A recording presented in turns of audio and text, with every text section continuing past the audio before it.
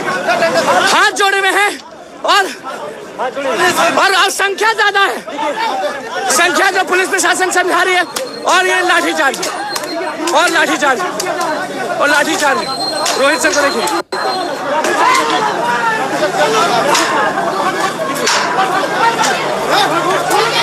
देखिए जो पुलिस प्रशासन है।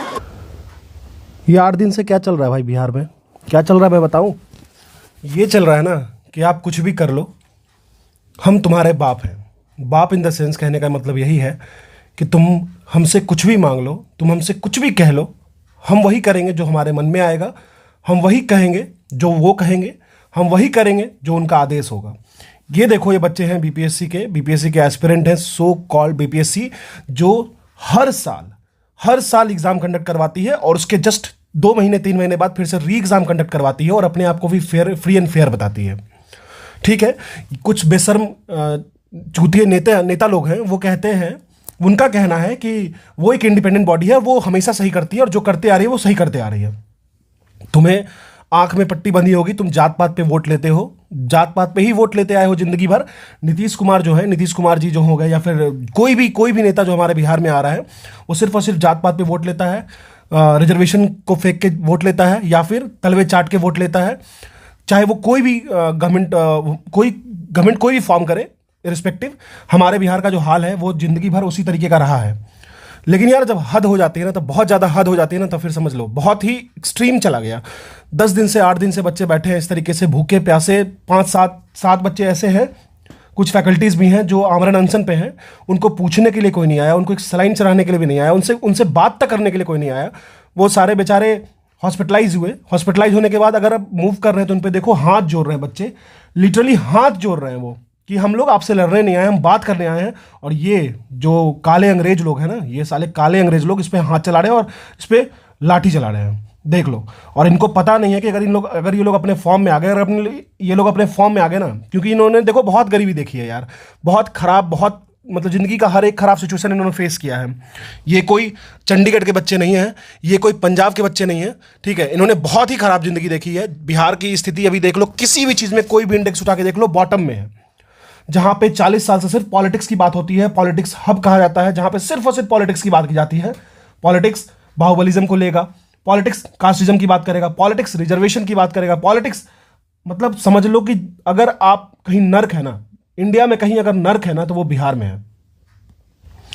जो नर्क है, जो नीचता है, वो बिहार में है और कहीं भी नहीं है। आप देख लो, ऐसा कहीं भी नहीं होता है कि बच्चे हाथ जोड़ के खड़े हैं, उस पर लाठीचार्ज कर रहे हैं, ठीक है। आप एक बार और वीडियो देखो, मैं आपको फिर से दिखाता हूँ वीडियो। देखना होगा कि क्या होता है। बैठ गए, चुपचाप भाग के बैठ गए। देखिए, ये देखिए, हाथ जोड़े हुए हैं और संख्या ज्यादा है, संख्या जो पुलिस प्रशासन समझा रही है। और ये लाठीचार्ज और लाठीचार्ज और लाठीचार्ज। रोहित सर को देखिए, देख लिया आपने, अच्छा लगा होगा ना? अच्छे लगने की बात नहीं है।